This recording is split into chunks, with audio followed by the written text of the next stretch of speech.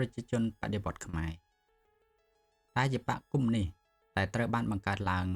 ជាលើកដំបូងក្នុងប្រទេសកម្ពុជាបន្ទាប់ពីការរំលាយបកកុម្មុយនីសឥណ្ឌូជីនមកបកនេះមានឫសគល់ចេញពីចលនាតស៊ូប្រឆាំងរបបអាណានិគមបារាំងក្នុងសម័យទសវត្សរ៍ឆ្នាំ1940ចលនាបកនេះទទួលបានប្រយោជន៍ពីឥទ្ធិពលនៃសង្គ្រាមឥណ្ឌូជីនលើកទី1ឆ្នាំ1946ដល់ឆ្នាំ1954ដើម្បីពង្រីកចលនារបស់ខ្លួនក្នុងប្រទេសកម្ពុជាសមាជិកនៃចលនាកុម្មុយនីសកម្ពុជានេះកើតចេញពីអតីតកម្មាភិបាលបកកុម្មុយនីសឥណ្ឌូជីនដែលជាកសិករត្រីក្រដែលបានដាក់សេចក្តីសង្ឃឹមរបស់ខ្លួនទៅលើចលនានេះឬនិស្សិតស្នេហាជាតិដែលបានក្លាយទៅជាជនកុម្មុយនីសនៅពេលកំពុងសិក្សាក្នុងប្រទេសកម្ពុជាឬក្រៅប្រទេស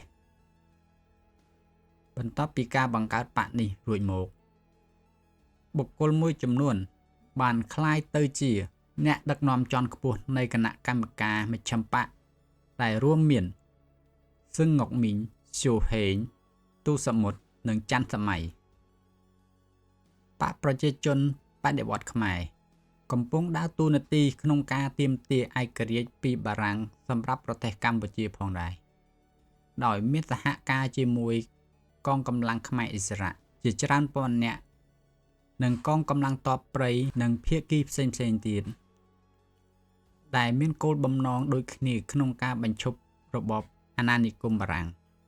អ្វីត្បិតតែបានរួមចំណែកយ៉ាងសំខាន់ក្នុងបុព្វហេតុទាមទារឯករាជ្យក៏ដោយក៏កិច្ចខំប្រឹងប្រែងរបស់បកប្រជាជនបដិវត្តន៍ខ្មែរមិនបានទទួលស្គាល់និងឲ្យតម្លៃទូលំទូលាយនោះទេសម្ដេចនរោត្តមសីហនុបានបោះជំហានឈានមុនតាមរយៈព្រះរាជបូជនីយកិច្ចទាមទារឯករាជ្យរបស់ព្រះអង្គពីឆ្នាំ1952ដល់ឆ្នាំ1953ដោយមានការគាំទ្រពីប្រជាជនកម្ពុជាភាគច្រើនបំផុតទូទាំងប្រទេសព្រះអង្គមានលទ្ធភាពក្នុងការដាក់គំនាបឲ្យបារាំងទទួលស្គាល់ឯករាជ្យរបស់ប្រទេសកម្ពុជានៅថ្ងៃទី9ខែវិច្ឆិកាឆ្នាំ1953បន្ទាប់ពីព្រះរាជបេសកកម្មប្រកបដោយភាពជោគជ័យនេះឯករាជ្យពេញលេញរបស់ប្រទេសឥណ្ឌូជីនទាំង3កម្ពុជាវៀតណាមឡាវត្រូវបានទទួលស្គាល់នៅសិទ្ធិក្រុងសេណែលក្នុងឆ្នាំ1954បន្ទាប់មករដ្ឋាភិបាលសម្ដេចសីហនុបានចាត់ទុកចលនាកុម្មុយនីសរបស់បកប្រជាជនបដិវត្តន៍ខ្មែរជាចលនាលួចលាក់ខុសច្បាប់និងត្រូវបានរដ្ឋាភិបាលធ្វើការបង្ក្រាបដោយមានការភ័យខ្លាចចំពោះសុវត្ថិភាពរបស់ខ្លួនសមាជិកបកប្រជាជនបដិវត្តន៍ខ្មែរមួយចំនួនបានគេចខ្លួនទៅក្រុងហាណូយនិងមួយចំនួនបានទៅតាំងទីលំនៅនៅតំបន់ជនបទក្នុងប្រទេសកម្ពុជាខណៈអ្នកដែលចង់ចូលរួមប្រកួតប្រជែងនៅក្នុងការបោះឆ្នោតនាពេលខាងមុខបានស្នាក់នៅក្នុងទីក្រុងភ្នំពេញក្រុមចុងក្រោយនេះបានបង្កើតបកប្រជាជនខណៈពេលដែលនៅពីក្រោយបកស្របច្បាប់មួយនេះសាឡុតសដែលក្រោយមកត្រូវបានគេស្គាល់ថាប៉ុលពតបានបន្តចលនាកុម្មុយនីសនៃបកប្រជាជនបដិវត្តន៍ខ្មែរជាសម្ងាត់នៅក្នុងប្រទេសកម្ពុជាជាមួយកម្មាភិបាលផ្សេងៗទៀតដែលក្នុងនោះរួមមានស៊ូហេង ទូសមុទ្រ និងនួនជាដែលបានទទួលការអប់រំនៅប្រទេសថៃនិងជាអតីតកម្មាភិបាលកុម្មុយនីសឥណ្ឌូជីនជាដើម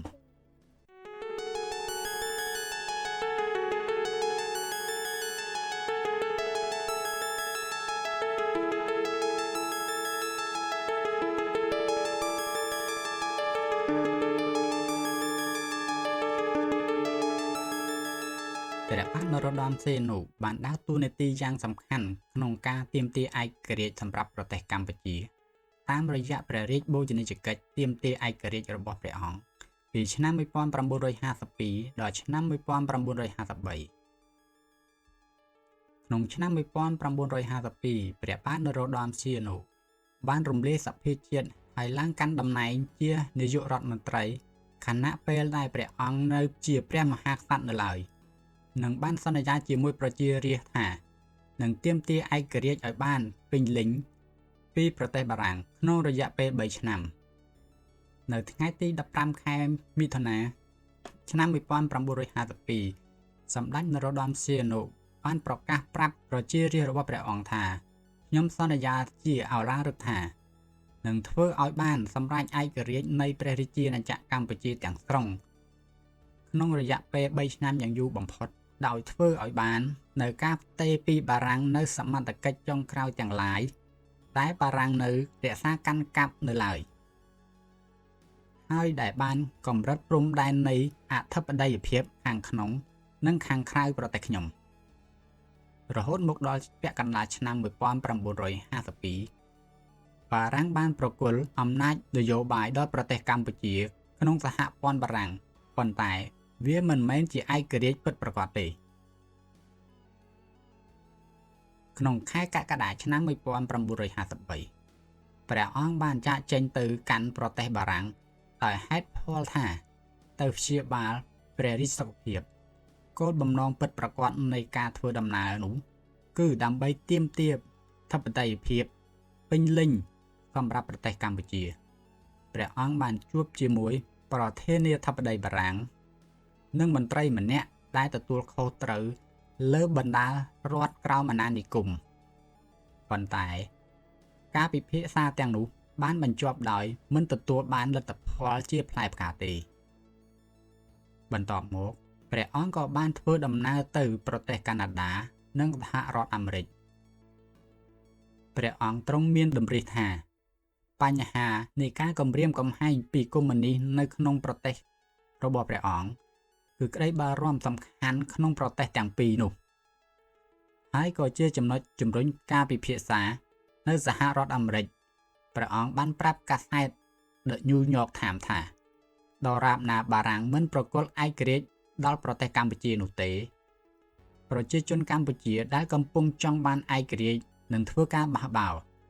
ហើយនឹងចូលរួមកម្លាំងកុម្មុយនីសខ្មែរវៀតមីងព្រះអង្គបានយាងត្រឡប់មកប្រទេសកម្ពុជាវិញនៅថ្ងៃទី14ខែឧសភាឆ្នាំ1953និងបានបន្តព្រះបូជនីយកិច្ចទាមទារឯករាជ្យនៅក្នុងភាគពាយព្យនៃប្រទេសកម្ពុជាព្រះអង្គអាចគៀងគរប្រជាជនជាច្រើនដើម្បីគាំទ្រព្រះបូជនីយកិច្ចរបស់ព្រះអង្គខណៈពេលដែលលោកប៉ែននុតដែលជានាយករដ្ឋមន្ត្រីទើបតែងតាំងថ្មីកំពុងទទួលខុសត្រូវក្នុងការចរចាជាមួយបារាំងសម្ដេចសីហនុបានដាក់សម្ពាធទៅលើបារាំងតាមរយៈការរៀបចំព្យុយាត្រាដ៏ធំមួយដែលមានទាហាននគរបាលនិងយោធាចំនួន 30,000 នាក់នៅក្នុងខេត្តបាត់ដំបងនៅថ្ងៃទី23ខែសីហាស្របពេលជាមួយគ្នានោះដែរបារាំងបានចាញ់សង្គ្រាមក្នុងសមរភូមិសំខាន់ៗមួយចំនួនក្នុងប្រទេសវៀតណាមដែលនោះជាសញ្ញានៃការបរាជ័យចុងក្រោយរបស់ពួកគេនៅក្នុងប្រទេសបារាំងវិញប្រជាជនកាន់តែច្រើនឡើងបានប្រឆាំងនឹងសង្គ្រាមនៅឥណ្ឌូជីនកត្តាទាំងអស់នេះបានជំរុញឲ្យបារាំងប្រគល់ឯករាជ្យសម្រាប់ប្រទេសកម្ពុជានៅថ្ងៃទី9ខែវិច្ឆិកាឆ្នាំ1953